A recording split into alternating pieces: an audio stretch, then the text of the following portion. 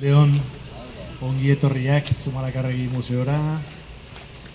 Gaurko honetan aldi baterako erakusketa berria aurkeztera gatoz, eta normalean egiten ez duguna, sarrera pixkat berezia antolatu dugu.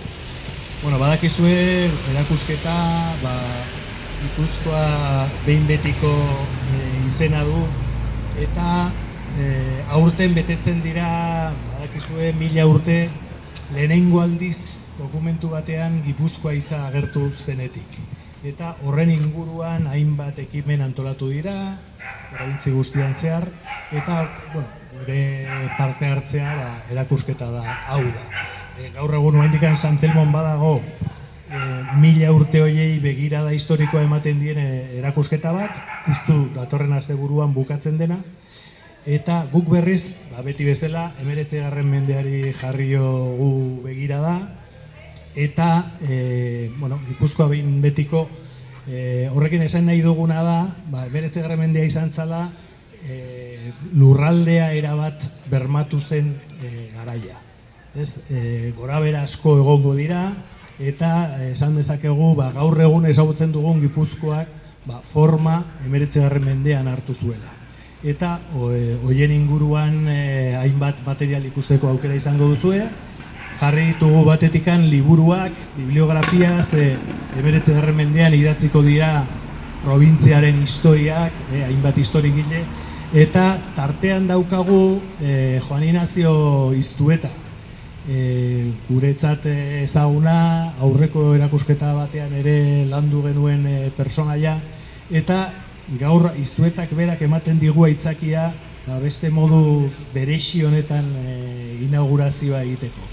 Batetikan izango dugu bertsolaria, berak Gipuzkoako historiari buruz idatzitako hainbat bertso kantatuko dizkigu Aratzek, eta gero izango dugu baitare dantzaldi motz bat, berak ere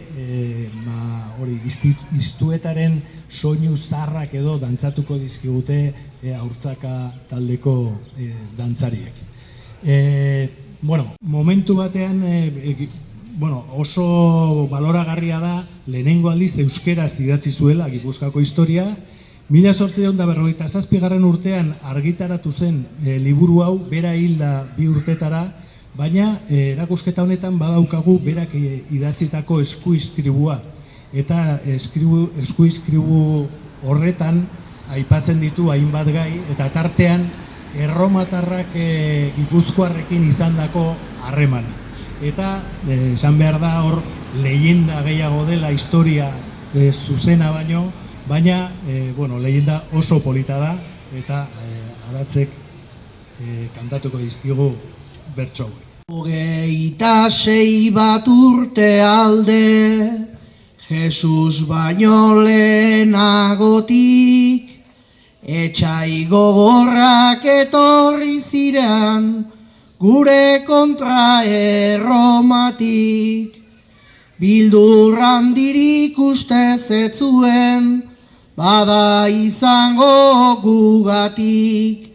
Asmo gaiztoak kontrara ziran, eginak eginagatik. Euskaldunak bai garailariak, lehen eta orain eta beti. Lehenengo lana ateak itxi, itxasoz eta lehorrez, baina ez ziran luzaro egon, arpegi eman bildurrez. Loa gabean harina eta begiak alert egunez, behala ziran balienteak, hazi galdetzen lagunez. Aitaren seme irten ziraden, orain lehitutzen degunez. Gogoan gorde leikean ada seme horien esana, erromatarrak ordatozkigu peleatzera gugana. aldan guzia piribilatu, behar dugu alkargana, bildurrik gabe sartu aurrera, gogor etxaiaren gana, bentzi dezagun indarrarekin, onuntza agertzen dana.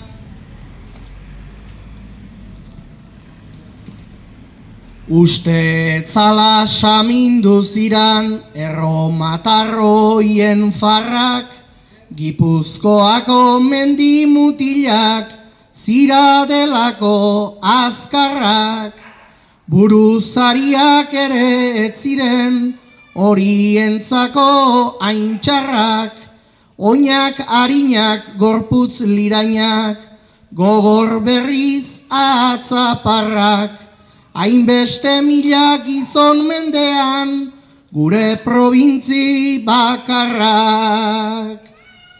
Hasi ziraden etor berrian, erromatarrak gogorki, 5 urtean zenbat pelea galdu zituzten nork daki. Alegin asko egin dut baina nik hau ezin erabaki. Gerraren guran baziran ere, aspertu ziran ederki, soldadu arro orgullosoak jolastu negonagatik. Euskaldunen agintariak hori entzutearekin, erantzun zion konforme gera guzure esanarekin. 300 mutil eskogituak hemen dauzkat nik nerekin, azken bataila nahi badezute honela egin gurekin, buruz buruan etor zaitezte soldadu honenarekin. Behar bezala kumplitu zuten beren hitz ona orezkua, seinalaturik zegoan bada batailarako lekua. Gipuzkoaren honra ondirau zelai bat errezilgua, makinaren bat erromatarren bizia utzitakua, egun beretik da herri hori esan dan izenekua. Ordu ta laurden iraunzuan gauza gutxi gora bera, eta bataia beti bezala mendi mutilen aldera. Erromatarrak ila guztiak erori ziren lurrera, Oktabianok ikusirikan beren jendeen galera, zer gertatzen zan Laister bialdu zuan Erroma aldera.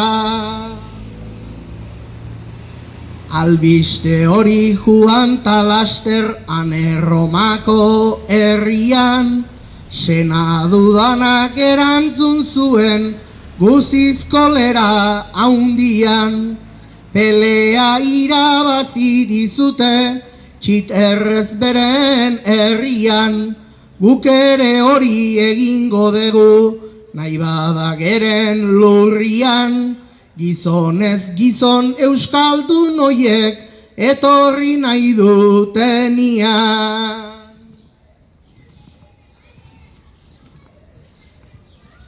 Erroma ondoko Tiber zeritzan ibai bataren erdian, zelai polita antxe zegoen arrasleku ederrian.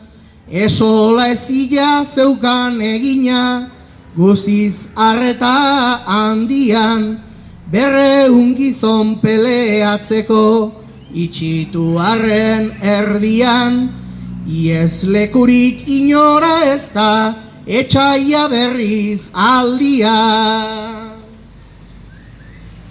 Noizbait behar da bilduz diraden peleara alkarrekin, bi aldetako buruzariak egun bana gizonekin.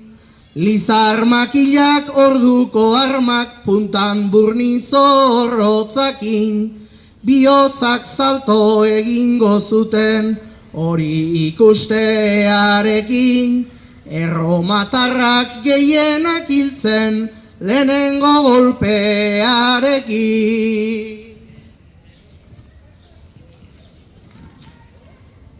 Erromatarren presidentiak senaduko hitzarekin, euskaldun haiei hau esan zien frankeza guztiarekin. Alkardadean bizi nahi dugu, orain aurrera zuekin, seme orduko nahi badezute, izan hilarte gurekin, egingo dugu geren alabak emazte emanarekin. Euskaldun hoiek animaturik guztiak baten hitzera, erantzueran esan zioten haurprestu horri ostera, jarriko gera zuen alaba honen senarri izatera, pake gozoan gerta gaitezen gu alabekin aurrera, anaitasun guztiarekin erroman biziko gera. Bi herri hoiek pake gozoan ordutik ziran gelditu, zer gertatu zan horranik esan, inork nahi badu aditu. Gipuzkoa honak bere fueruak oraindaino gorde ditu, provintzionak seme leialak oraindaino izan ditu. Aurrera ere ala dezala, bete dan arte segitu. Aurrera ere ala dezala, bete dan arte segitu.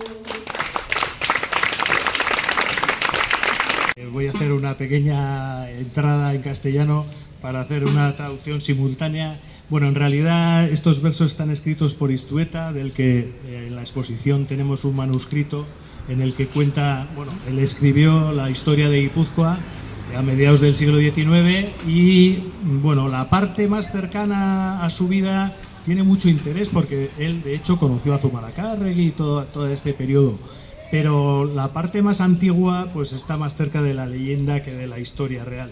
Entonces estos versos nos cuentan la relación que tuvimos los guipuzcoanos con los romanos y, haciendo un resumen muy rapidito, pues primero, bueno, vinieron y durante 5 años estuvieron tratando de conquistarnos sin conseguirlo y decidieron en un momento dado los guipuzcoanos, bueno, retarles a una pelea en Regil de 300 romanos contra 300 guipuzcoanos y ya decidimos aquí qué pasa. Entonces, bueno, los guipuzcoanos ganamos de calle, les dimos una paliza a los romanos de miedo y entonces, claro, llegó la noticia a Roma y los senadores romanos dijeron, hombre, eso no vale porque, claro, ha sido allí fácil que os ganen, que vengan los guipuzcoanos a Roma y ahí decidiremos qué pasa. Entonces mandaron a 100 guipuzcoanos, se reunieron con 100 romanos en el Trastevere, ahí en un islote del río. Y pues eso, los 100 guipuzcoanos les volvieron a dar una paliza a los romanos y entonces al final los romanos decidieron que mejor ser amigos de los guipuzcoanos que no tratar de conquistarnos y les ofrecieron varias hijas para que se casaran a estos guerreros que les habían dado una paliza ahí en el Trastevere. Entonces ese es el resumen un poco de nuestra relación con los romanos, que, como ya os digo, está más cerca de la leyenda que de la realidad, pero bueno, han sido unos bonitos versos. Y bueno, para continuar, seguimos con la misma persona, Juan Ignacio Iztueta. Además de escribir esta historia de Guipúzcoa en euskera, antes, ya unos 20 años antes, había escrito las danzas de Guipúzcoa.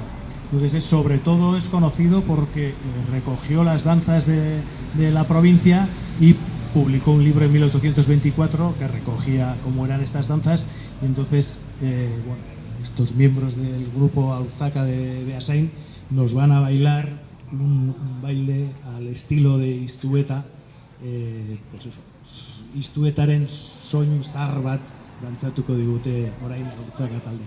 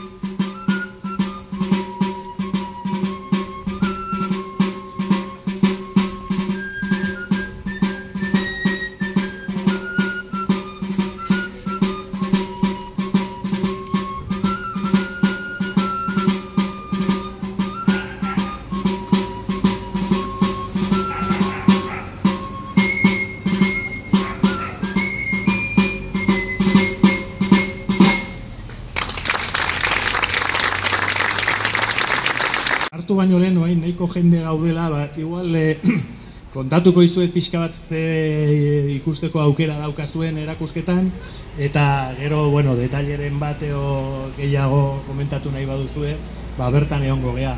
Baina, hola, lerro nagusiak, erakusketaren lerro nagusiak dira.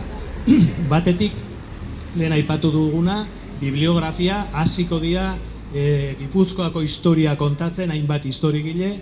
Lehenengo Larramendiren liburu bat ere badakagu, gero Iztuetarenak, eta gero ja artxibero izandako historigileenak, Gorosabel, Soraluze, Etxegarai. Gero, bigarren zatian aurkituko duzue kartografia, mapak, ze hori ere esan beharra dago, hainbat momentutan Gipuzkoa etzean gaur egun den bezala, eta 1855 urtean batuko da Oñati, ordura arte konterria izandakoa, 1855ean sartuko da Gipuzkoan, eta ordun era bat beteko dugu gaur egun ezagutzen dugun mapa, eta oso ale ederrak dauzkatzue ikusteko.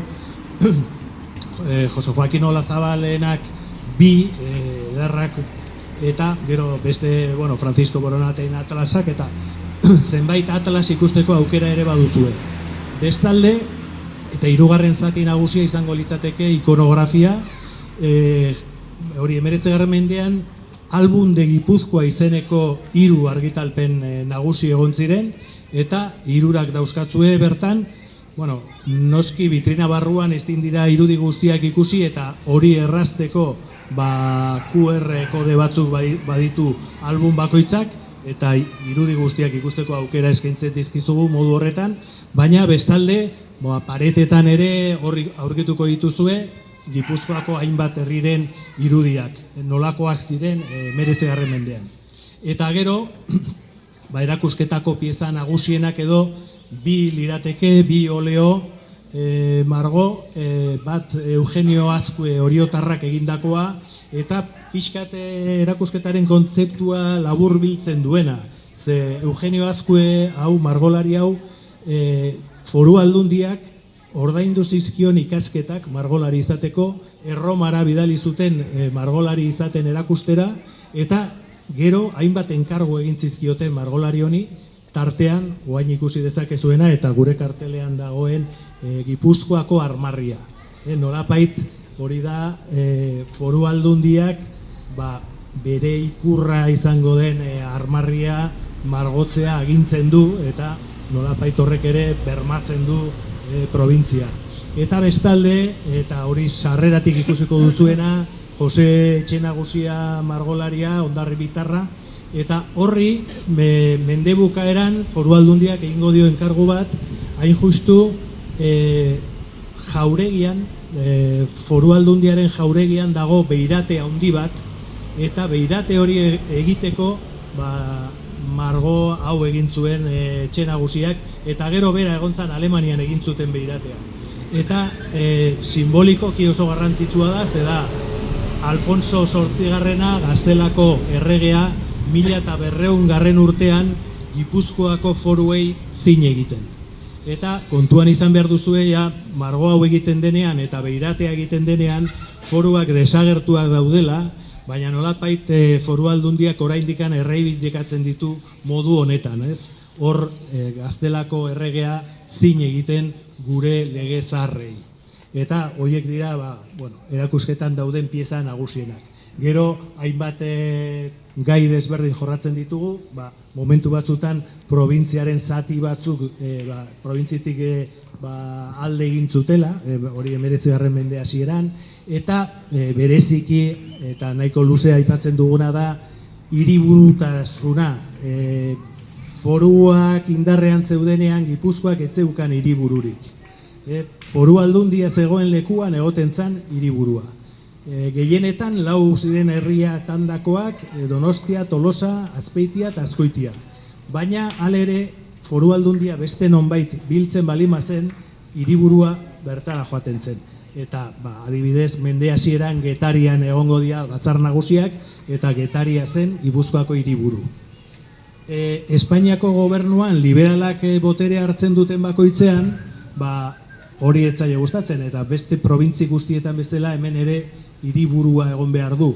Eta hor ikusiko duzue prozesua, Tolosarrak bere burua aurkeztu zuten hiriburu izatearren, eta Donostia eta Tolosaren arteko borrokak edo ikusiko dituzue. Azkenean, 1854 urtean, erabakiko da behin betirako, eta hori ere Madrilen erabaki zuten, Donostia izango zela Gipuzkoaren hiriburua.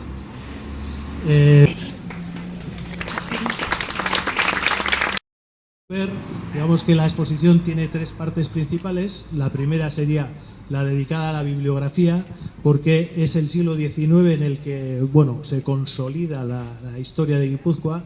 De alguna manera, al principio con esta historia que hemos contado de Iztueta, Gipuzkoako kondaira, pero también van a empezar Gorosabel, Soraluce, Echegaray, ya unos historiadores que han sido todos ellos archiveros, ya que documentan sus historias, y va a ser el siglo en el que se consolida de alguna manera la historiografía guipuzcoana.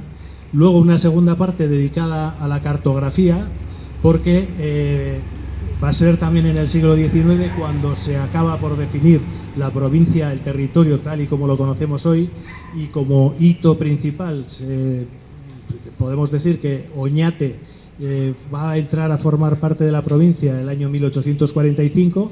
Hasta entonces había sido el condado de Oñate, que estaba separado de la provincia, y va a formar parte de Guipúzcoa a partir de mediados de siglo.